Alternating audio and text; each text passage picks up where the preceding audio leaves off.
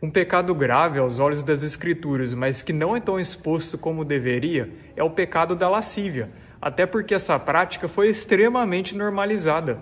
A nossa sociedade, a nossa cultura, a nossa geração é extremamente lasciva e não fazem a mínima ideia das consequências que esse pecado gera. Mas a Bíblia deixa bem claro que quem comete tal prática não herdará o reino de Deus. No original em grego, a palavra lascívia é aseugeia, que significa devassidão, sensualidade, exposição, libertinagem, falta de decência pública, conduta ultrajante, falta de vergonha. Então essa palavra costuma ser aplicada para um tipo de pessoa que não faz questão nenhuma de esconder ou mascarar o pecado. É aquele tipo de pecado que perdeu a vergonha.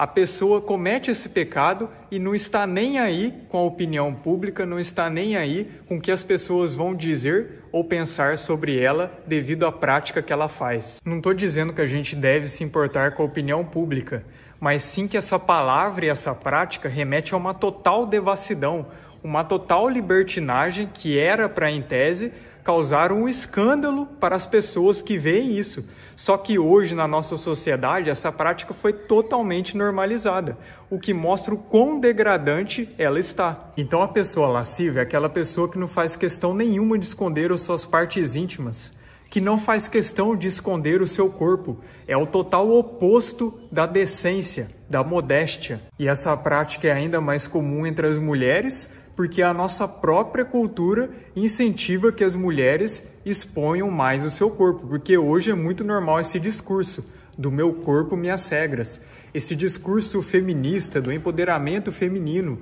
mas é claramente uma estratégia de Satanás, porque a Bíblia diz exatamente o oposto de como se deve ser a conduta de uma mulher e também de um homem, porque os homens hoje estão indo para esse caminho, mas entre as mulheres essa prática é maior devido ao incentivo cultural. Não é nem um pouco difícil perceber que boa parte das mulheres hoje, se não for a maioria, não fazem questão nenhuma de esconder suas partes íntimas. Mostram suas pernas, usam shortinhos curtos, calças bem apertadas, incluindo calças legs de academia, usam blusas bem decotadas para mostrar o umbigo, para mostrar os seios, para mostrar essa parte de cima aqui, tudo para exercer essa sensualidade a todo custo, para querer atrair olhares, porque isso é visto como um empoderamento, mas aos olhos do Criador é uma abominação e um pecado que leva ao inferno. Mas, como eu disse, apesar de ser maior entre as mulheres, também tem entre os homens.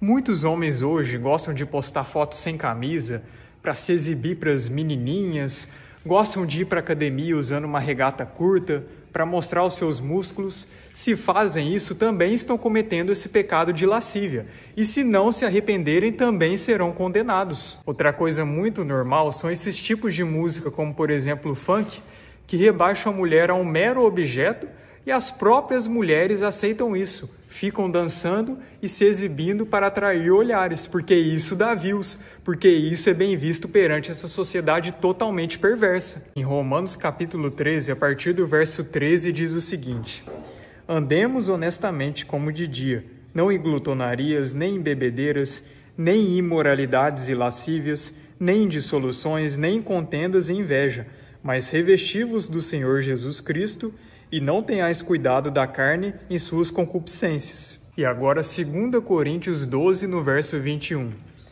Que quando for outra vez o meu Deus me humilhe para convosco, e chore por muitos daqueles que dantes pecaram e não se arrependeram da imundícia, fornicação e da lascívia que cometeram. Esse tipo de prática que era cometido em Sodoma e Gomorra, na era pré-diluviana, inclusive entre a descendência de Caim, é escrito até em alguns apócrifos que as mulheres andavam sem nenhuma roupa, assim como os homens.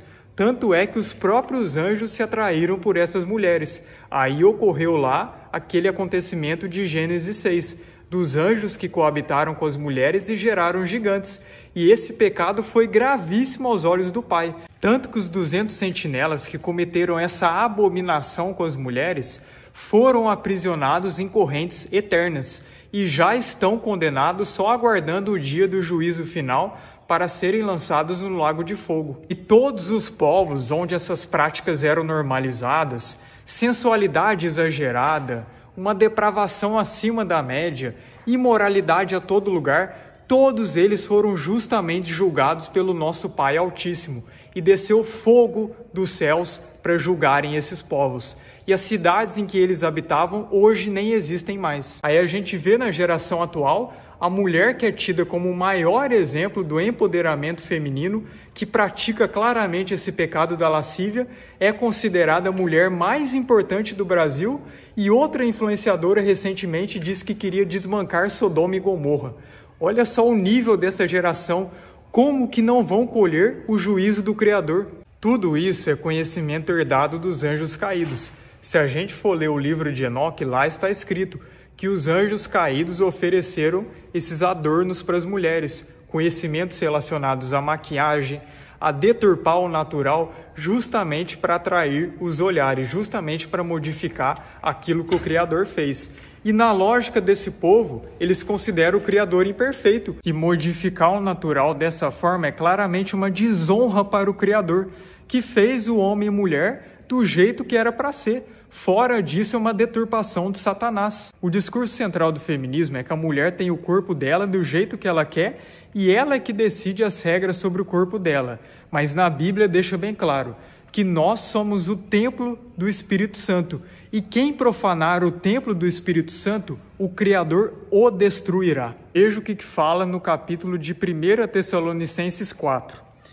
Que cada um de vós saiba possuir o seu vaso em santificação e honra, não na paixão da concupiscência, como os gentios que não conhecem a Deus. Tem até uma frase que muitos religiosos usam, que eu concordo, é que a vestimenta em si não leva ninguém para o céu. Mas quem é do céu, quem é de Deus, sabe como se vestir. Não vai se vestir de qualquer jeito, obviamente. O homem de Deus sabe como se vestir. Ele não vai exposto às partes íntimas do corpo. E a mulher que é de Deus, ela não vai ter essa sensualidade absurda.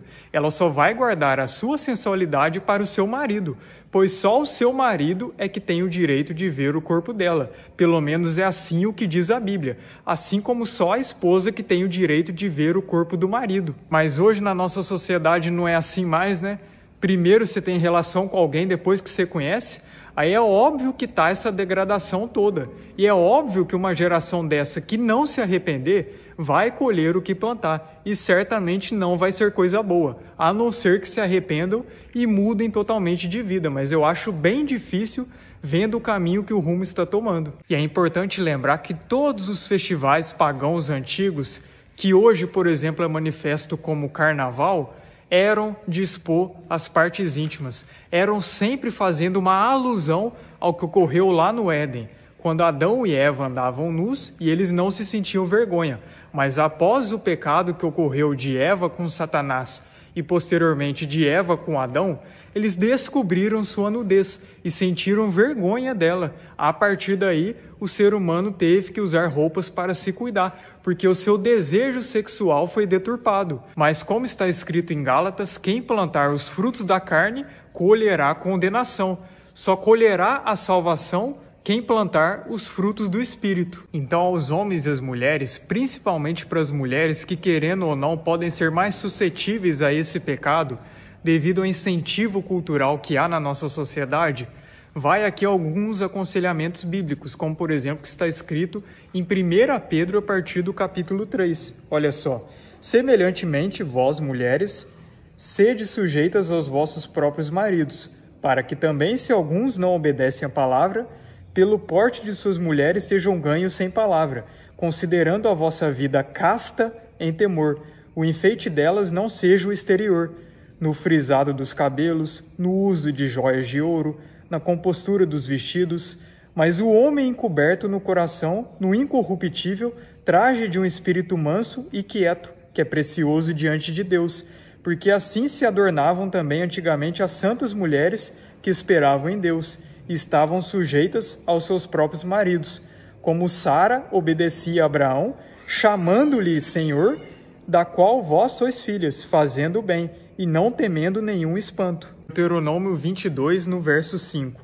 Não haverá traje de homem na mulher, e nem vestirá o homem roupa de mulher, porque qualquer que faz isto, abominação é ao Senhor teu Deus. Então você percebe que festas como o Carnaval, por exemplo, que provém do antigo festival pagão da Saturnália, é uma abominação aos olhos do Pai.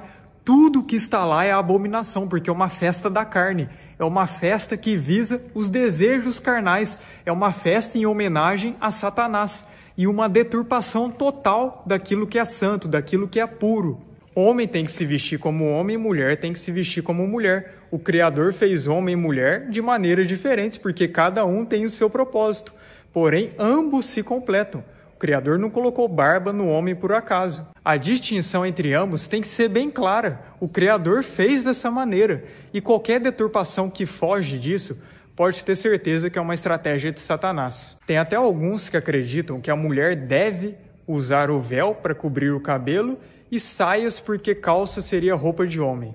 Eu particularmente não acho que é obrigatório, porém respeito quem toma essa decisão, porque é melhor ser modesto do que ser depravado, isso é óbvio. A mulher que decide proceder assim, pode ter certeza, se de bom coração, ela está agradando o Criador. Porém, não acho que seja obrigatório, mas opcional de cada um. Mas fato é que homem tem que andar com decência e mulher tem que andar com decência.